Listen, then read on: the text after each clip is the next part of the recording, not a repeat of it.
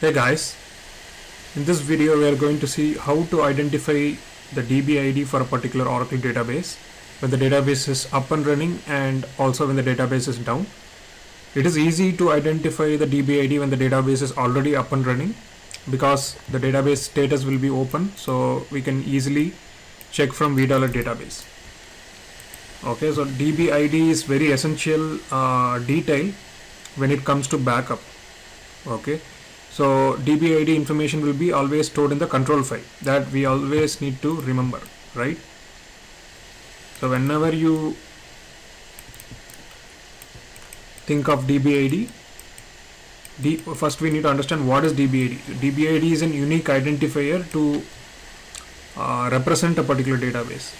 Okay, if there are multiple databases running on a server, or if there is a rack database, if there is a container database, right, every database will be having a unique ID.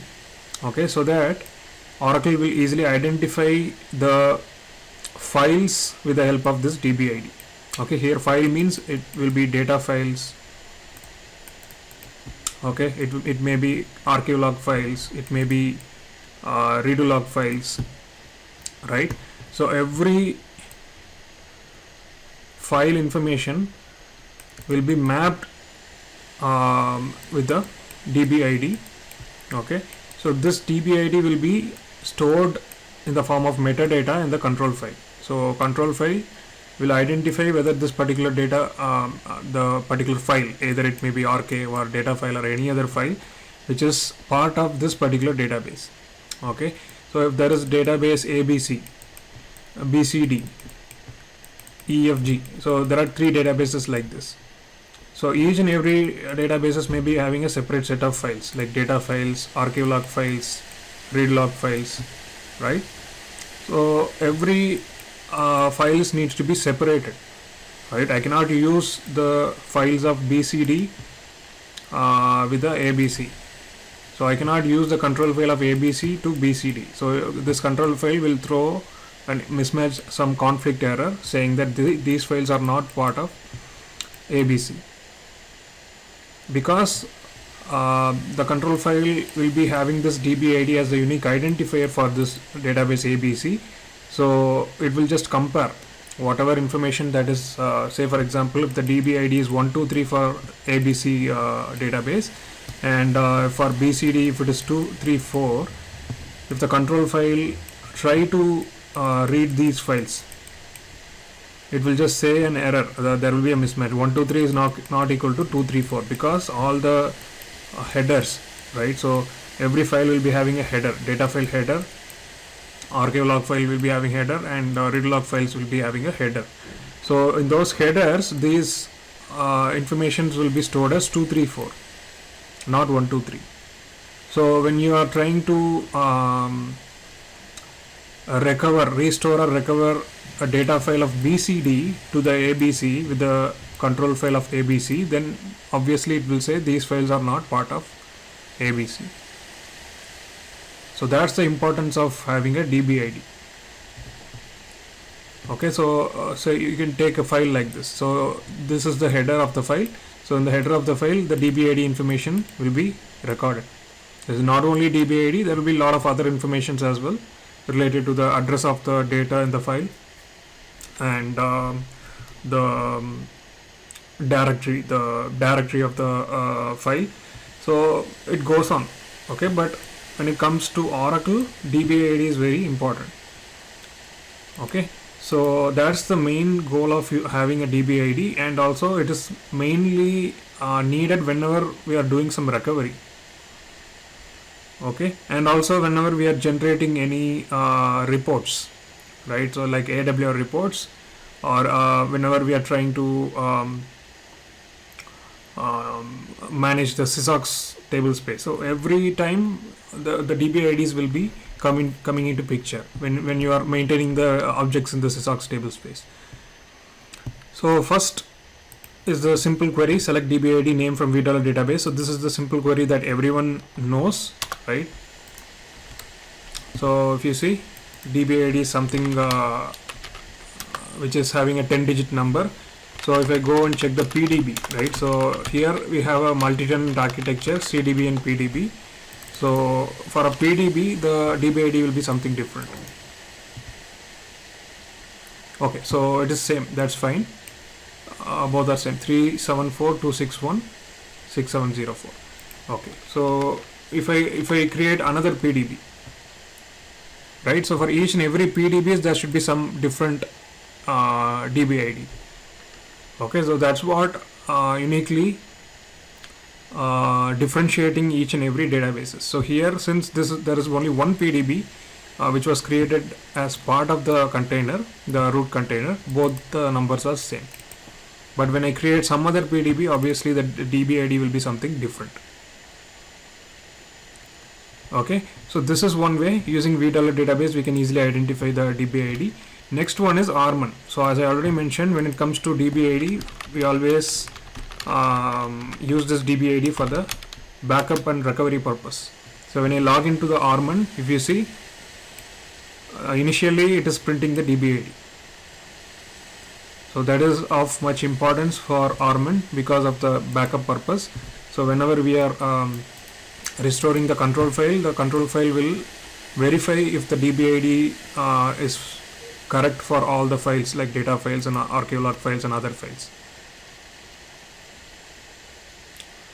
Okay, so report schema is just a simple command, but we don't need report schema command, but when I log into Arman itself, I can see the DBID. And if you see each and every files here, right, every files will be having header. I mean, it will be storing the DBID in the header. Okay, so next option is using alert log.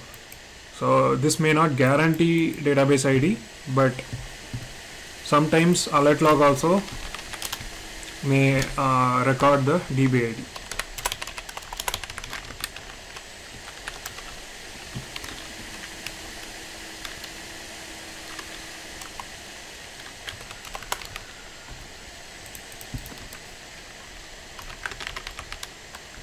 Okay, so now I just searched with DBID. Now you can see there is some other DBID here. It's not the exact DBID that we had seen earlier. Okay, it is showing 368, but when we checked the database, it is showing 374. Probably it may be an older DBID. So what we can do is we can just grep with DBID whatever lines which are containing DBID and see the DBID. So as I already mentioned, even for AWR generations, DBID would be used. Okay, so if you see, this is the actual DBID that we had seen earlier. In alert log, sometimes it may be recorded, but here, since there is some snapshot ID issue, that's why it printed the DBID. But otherwise, you would not be having the DBID printed on the alert log. It may not be always. It may not guarantee. Right? And even when I just generate an AWR report, right?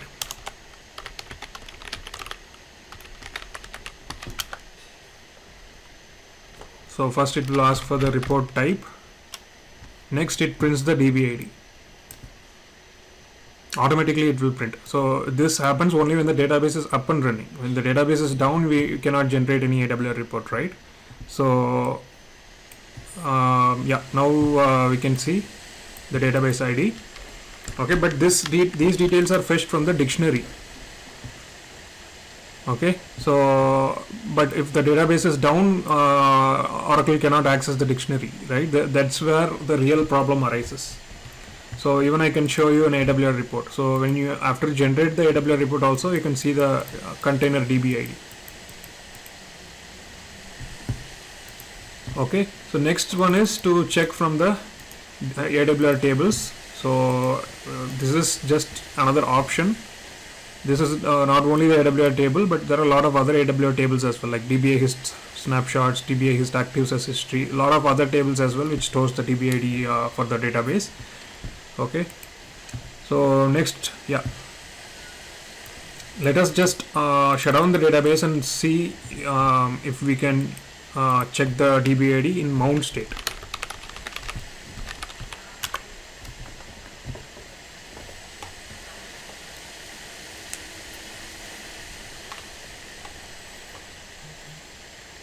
So we cannot access any DBA views whenever the database is in mount state, because the database is not open to the data files, right? So we can try to access $v views in mount state. So this is where the actual challenge happened, right? So when the database is not accessible, it will be difficult to identify the DBID. So now I cannot query the same view, right, since the database is not opened.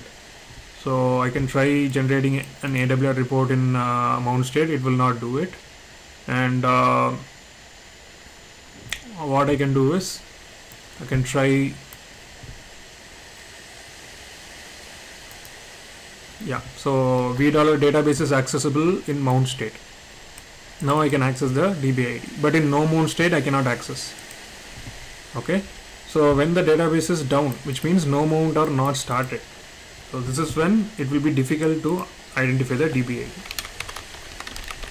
So since we have all the details, right, so we have all the control, so we can easily shut down and start up the database.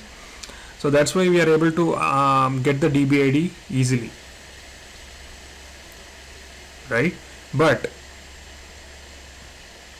when the database is down, okay, so usually we may not remember this 10-digit number for if there are hundreds of databases. Just imagine how you will remember all these DBIDs for each and every databases. Obviously we don't see what is the number of what is the number under DBID. We just know the importance of DBID whenever it is actually needed, right? So say for example, so you have an emergency situation, okay, and you need to recover the database immediately. So what you are doing is you are just, the database is already crashed, okay, so but when the database is crashed and when you try to use the Arman utility, it will not print the DBID, okay, so it will just say connect to target database not started. So now you are just starting the database in no mount state, but you don't know which database you are connecting to. Okay, so now you need to set the DBID. So how you will set it? 1 2 3 4 5 6. I'll just give some 10-digit number.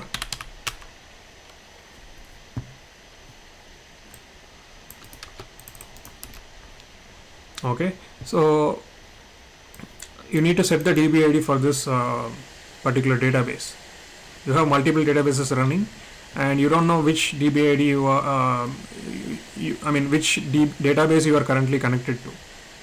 With the help of this command only, you will be connecting to a specific database that you are interested. But if you don't know the DBID, then you cannot connect to that particular database, and you cannot restore it if it is an emergency situation. So that is the main importance of having a DBID backup, or let me just show you that. So yeah, what you can do is there is a dirty way that you can access the DBID. You can use strings command. Okay, so if you don't have anything in your backup, or you don't have anything in your logs, okay, you somehow need to find the database ID. So what you can do is you just go to the control file location. So this is the control file. Okay, so just say strings DBID. I want DBID .lst. Okay, what the strings command does is, strings command will interpret this machine readable code. So this control file cannot be read by humans. Okay, it will be like some random machine code. Okay, so strings command will convert this machine code into human readable English format. So here I can just type DBID.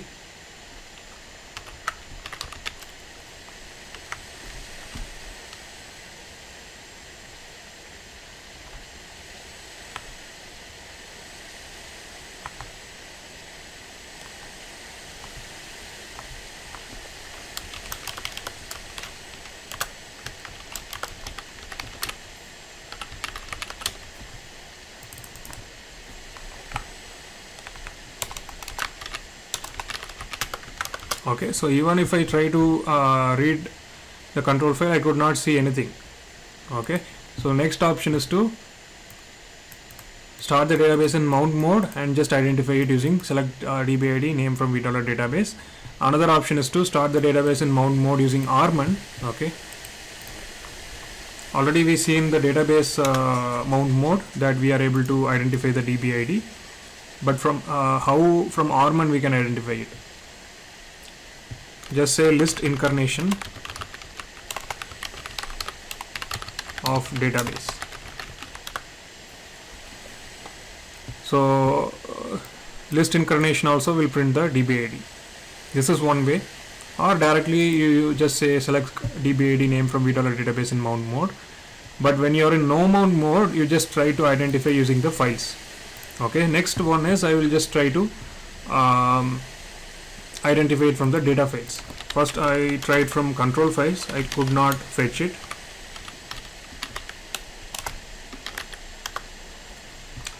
So these are just the extreme ways that we can try getting the DBID.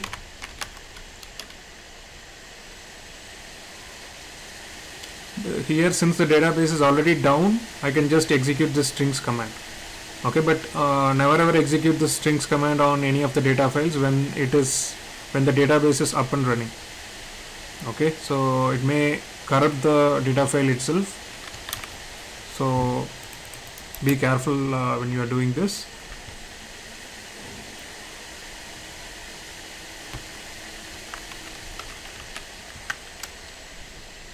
So yeah, I could see some text like DBID.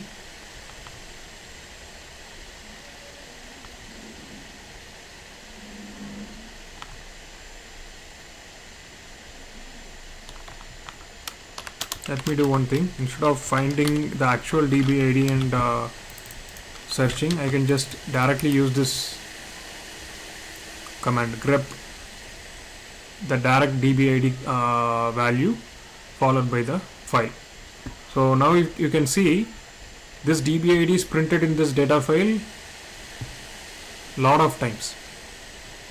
Okay, so instead of manually searching, you can just keep these formats with you.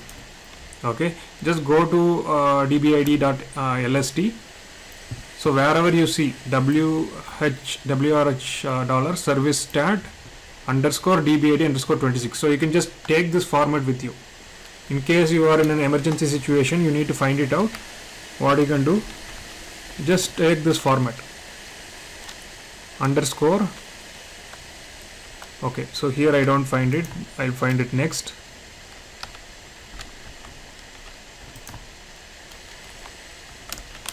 Or I can just again grep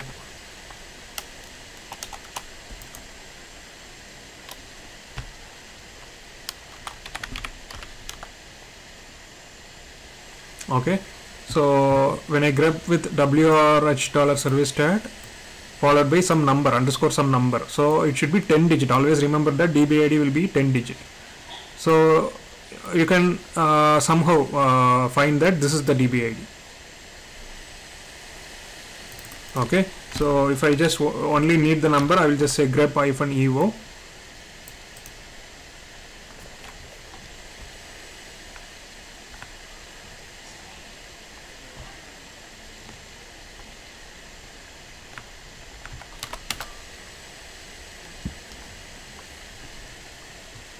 Okay, so I just need to use the regex regular expression to find out whatever there after the underscore. Okay, so I just need to use some notation, something like this.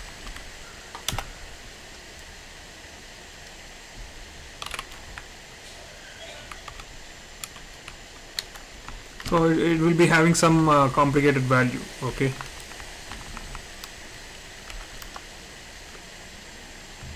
so yeah, this format is syntax is something wrong, but you can just find it in internet and just see how you can fetch only the numbers after a specific string, or else you have other options as well. Not only this WRH dollar, you have lot of views which are followed by the DBID.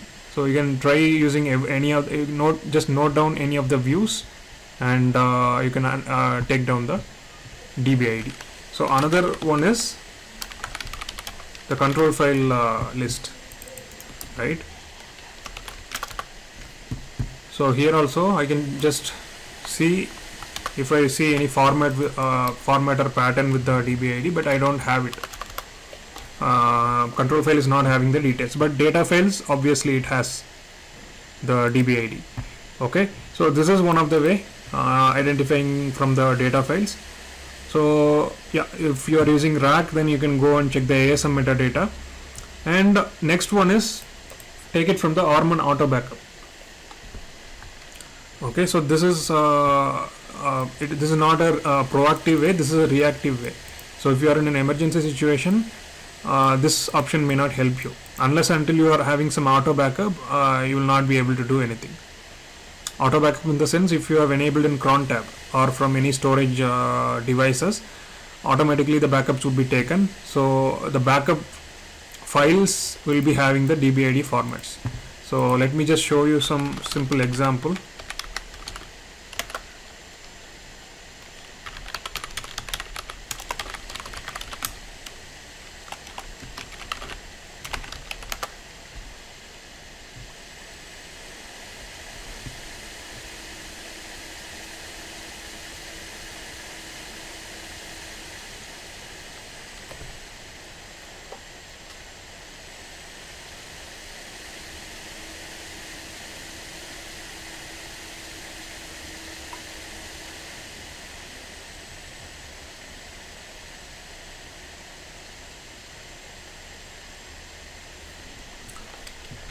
So yeah, backup is completed.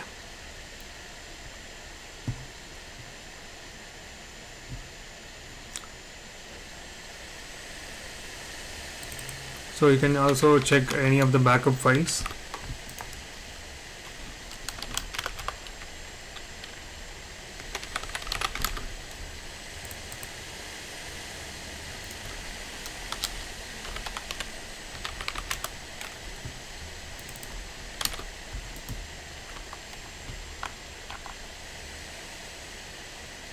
Okay, this is parameter file backup.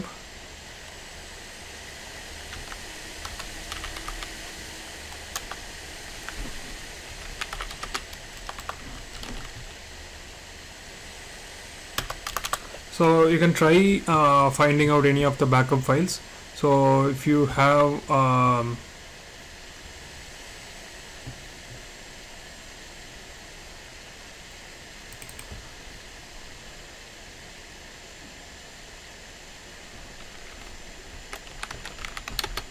data file backup, you can also try it from data file backup.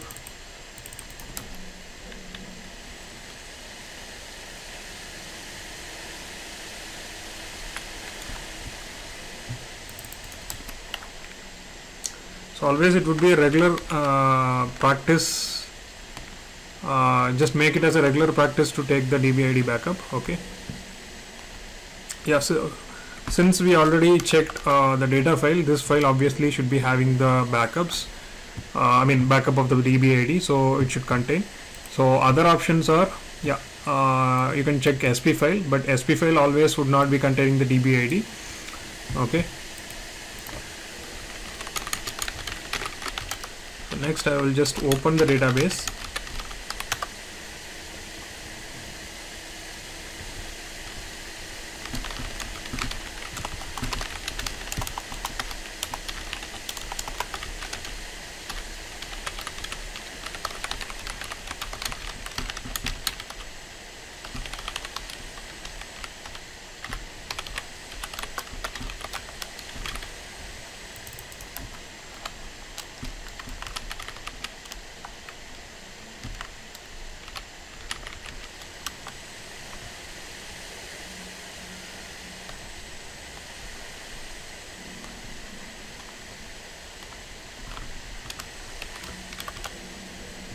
Okay, so control file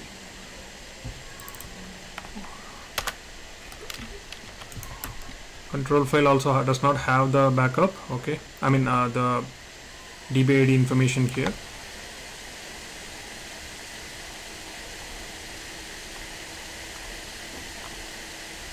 So it's actually the database name that control file looks, okay, not exactly the DBID.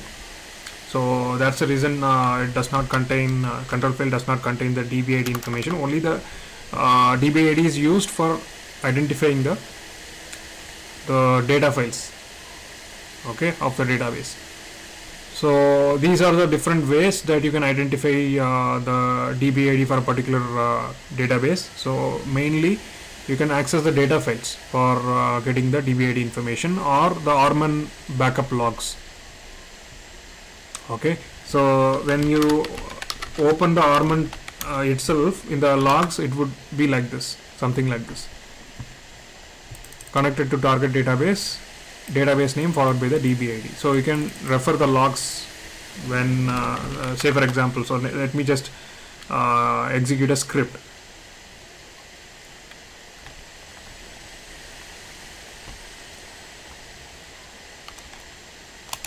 So I have some script in the cron tab. Okay, delete archive script. Okay, so what this delete archive script does is it will just delete all the archive logs. It just log into the Orman and deleting all the archive logs, right? So I can, yeah, this is where the log files are. So let me just open this log file. So currently I don't have this. So let me just execute this script.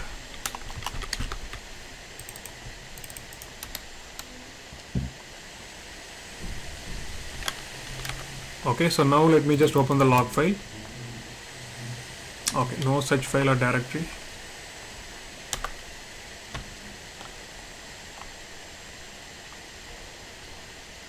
Okay, so let me just move this.